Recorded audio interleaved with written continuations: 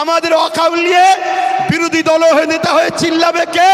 যে কিনা মুসলমান নয়। আজকে বুকে হাত দিয়ে বলুন, আব্বাস সিদ্দিকীকে আজকে মনে পড়ছে না পড়েনি? আজকে বলুন। আমি বলেছিলাম চেয়ারের একটা পায়া দরকার, মনে পড়ছে? বলেছিলাম মনে পড়ছে? আজকে বলুন, টোটাল ভারতবর্ষে যদি বা বাংলা থেকে যদি 2-5টা নওশাদ সিদ্দিকীর মতো যদি সেন্টারে পাঠানো যেত, তাহলে বিল করার সাথে সাথে চেয়ার ছুঁড়ে মারত। এখান থেকে সংবিধানের বিরুদ্ধে কথা বলছিস, কিন্তু আজ আমরা লোভে পড়ে গেলাম বা জালিমদের লুটারতে আমরা হেরে গেলাম। কিন্তু মনে রাখবেন, এই লড়াই অনেক দিন কালের।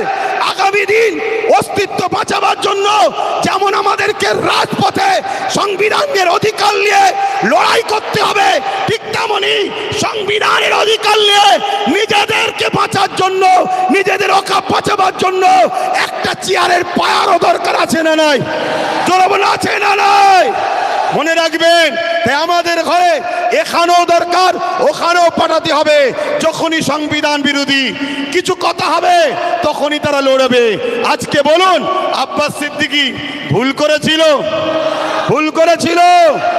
এই গত দুদিন আগে পার্লামেন্টে আমার পশ্চিম বাংলার বিধানসভায় ওয়াকফ নিয়ে আলোচনা হচ্ছিল। বড় বড় দাঁড়িয়ে রাখা মৌলী সাহেব কলকাতায় দাঁড়িয়ে বড় বড় ফুটানি দিচ্ছিল, ওর মধ্যে ঢুকে একটা ওয়াকফের পক্ষে কথা বলেনি, একটাও কথা বলেনি। আমি আপনাকে রিপোর্ট বলে যাচ্ছি, কেন? ও যদি কথা বলে পরের বারে টিকিট পাবে না,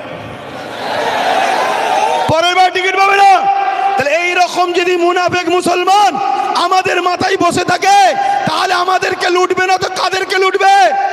তাহলে এর জন্য আমাদের দোষ আছে না নাই? আগামী দিন বাচ্চাদের ভবিষ্যতের স্বার্থে, কেন ওয়াকফ হলো সব থেকে বড় ইস্যু, এটা যদি মিটে যায় তোমাদের সব অস্তিত্ব মিটে যাবে। ওয়াকফ যখন থাকবে না, তুমি ভারতের স্বাধীনতার আগে দেশ ছিলে, প্রমাণ দেখাতে পারবে না। আরে তোমার মসজিদে থাকার পরও প্রমাণ দেখাতে পারছো না, তারপরে মনে রাখবে তখন তোমাকে বলবে যদিও থাকে থাক, ভোটটা দিতে পারবে না।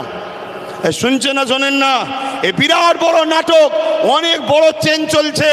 মনে রাখবেন, বিগত দিন যা বলেছি আজকে সেটা ঘটছে না ঘটেনি। আজকে যেটা বলছি, যদি ঘুমিয়ে থাকো, অগ্রাহ্য করো, তাহলে আগামী দিন কিন্তু কোনো ঘটবে। তখন কিন্তু আব্বাস সিদ্দিকী আর বলার জন্য থাকবে না। এটা বলে দিয়ে গেলাম। এ লড়াই আমাদের জীবন মরণের লড়াই, এ লড়াই আমাদের বাচ্চাদের লড়াই। মুসলমান আমার কওমের ভাইয়েরা, ওঠো, অন্য সমাজের মানুষের সঙ্গে ওয়াকফ নিয়ে নিজেরা বন্ধুর মতো আলোচনা করো, তাদেরকেও বুঝাও যে ভাই, এ লড়াই কোনো হিন্দু মুসলমানের লড়াই নয়, এ লড়াই অন্য কোনো জাতি ধর্মের বিরুদ্ধে লড়াই নয়। এটা কেন্দ্র সরকার বিভাজন লাগাতে চাইছে।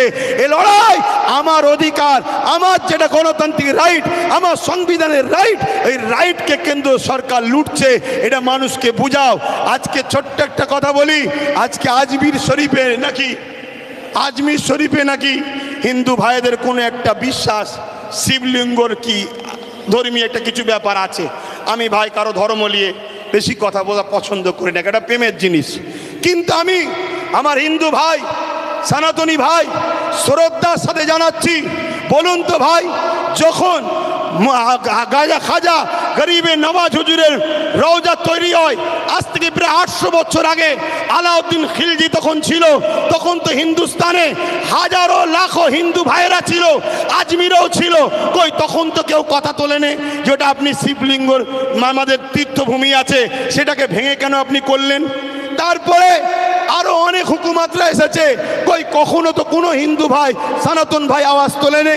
তারপরে ইংরেজ এসেছে, আজকে আমার দেশে এই বিজেপির অটল বিহারী বাজপেয়ী সাহেব এসেছে, কই তখন তো আওয়াজ ওঠেনি। এটা শুধুমাত্র আমাদেরকে ব্রেন ডাইভার্ট করছে, হিন্দু ভাইদের করে বোকা বানানো হচ্ছে। শ্রদ্ধার সাথে বলছি, আপনারা নিশ্চয়ই জানেন LIC কে বিক্রি করে দেওয়া হয়েছে। এলআইসিতে চাকরি গেছে কাদের? খারাপ নেবেন না, এলআইসি মুসলমানরা চাকরি করে না, আমার হিন্দু ভাইদের চাকরি গেছে।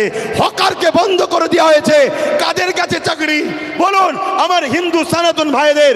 শুনুন আমার হিন্দু ভাইয়েরা, সনাতন ভাইয়েরা, শ্রদ্ধা দিয়ে বলছি, যতটা আপনি ভারতকে ভালোবাসেন আমিও ততটা ভালোবাসি। আমি আপনাকে ছোট করছি না, তবে আমার ধর্ম বলছে